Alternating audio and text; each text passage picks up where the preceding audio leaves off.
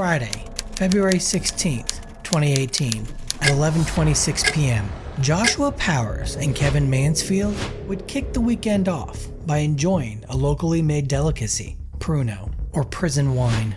Things would take a turn for the worse between the pair, but no one knows exactly why. While conducting the count, officers would observe Powers beating Mansfield to death in the cell. Several commands to stop were announced, but the beating continued even after chemical spray was used. Officers would enter the cell and strike Powers with their batons, then place him into restraints. Mansfield would be pronounced dead at 11:49 p.m. Powers was previously convicted in Tuolumne County of kidnapping, robbery, and burglary, among other charges, and received a 33-year sentence. In 2022, he would be found guilty of voluntary manslaughter. That next year, in 2019, 2 inmates attacked 3 officers.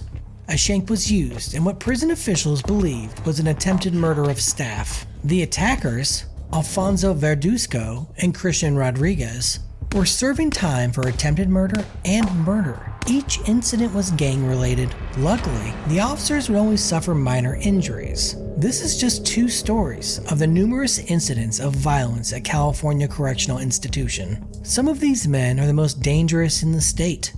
We're going to take a dive into the history, violence, and infamous inmates at this historic California State Prison. Let's get into it. California Correctional Institution was constructed in 1932 and started as California Institution for Women.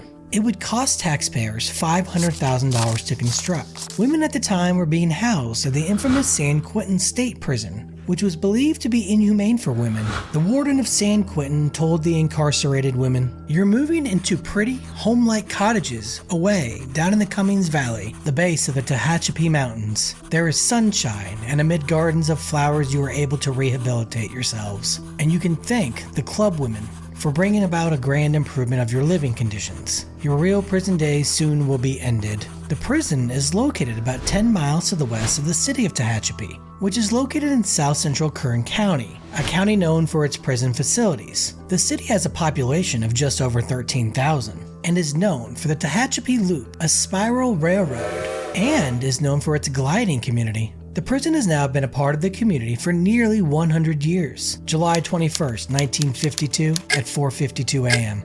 A major event would shape the future of this prison. The brick dorms of the prison would shake violently from the Kern County earthquake. The epicenter of the earthquake was just 35 miles away from the prison. In total, 12 people would die and $60 million of damage would occur in Southern California.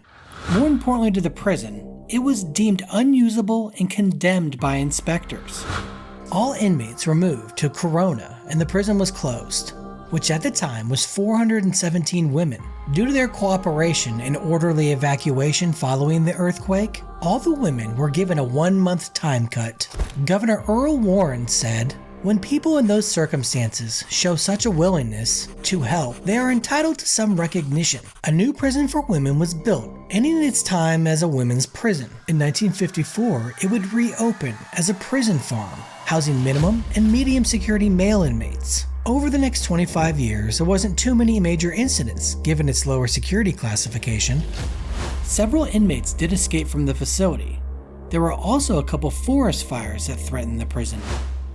One major incident of note would occur in 1969. Inmates drunk on prison brew would riot after facing discipline for being under the influence. Fires would be set to blankets and mattresses. One of the original dormitories was completely gutted by the fire. Officers used tear gas and fired about 50 warning shots. The riot was relatively short, only lasting about an hour, but the damage was extensive.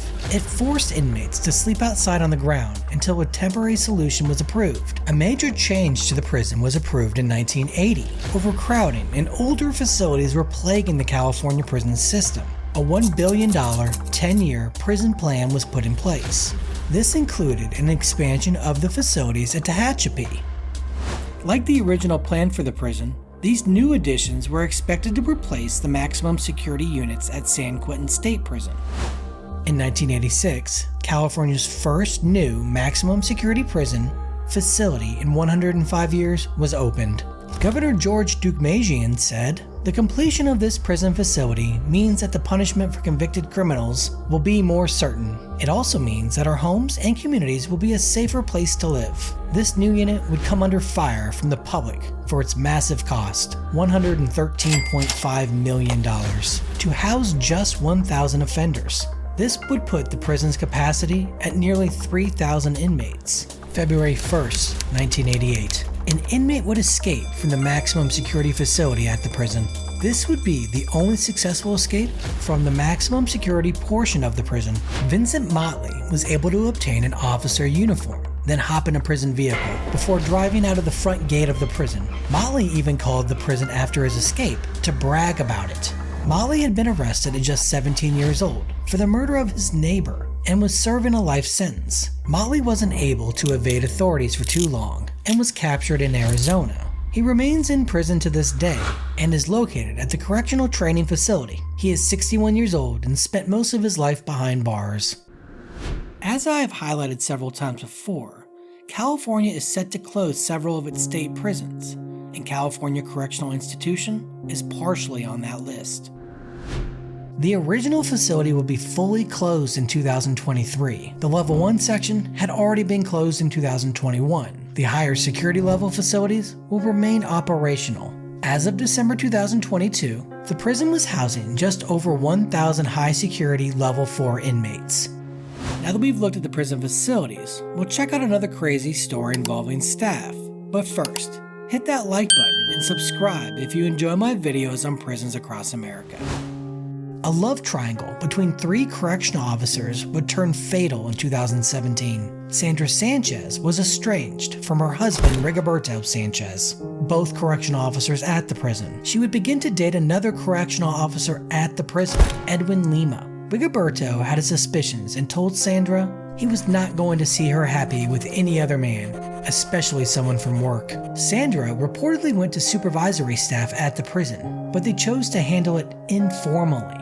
Rigoberto would show up at Sandra's home, then kill Lima. He would fire shots at his own wife, but missed. In 2018, he was convicted and sentenced to 50 years plus life in prison. Rigoberto Sanchez is now serving his time at Avenal State Prison and is considered one of the dangerous men that Californians must be protected from. One of the top college tight ends ever and an All-American at the University of Miami is now an inmate at California Correctional Institution. He would gain national attention in college after commenting that he was a soldier on the field at war with the opposing team. Kellen Winslow II was drafted by the Cleveland Browns, 6th overall in the 2004 NFL Draft. He would go on to a 9-year NFL career. Winslow would be arrested for assaulting an unconscious teen in 2018. After several delays due to coronavirus, he would plead guilty to several sex crimes and be sentenced to a 14-year prison term.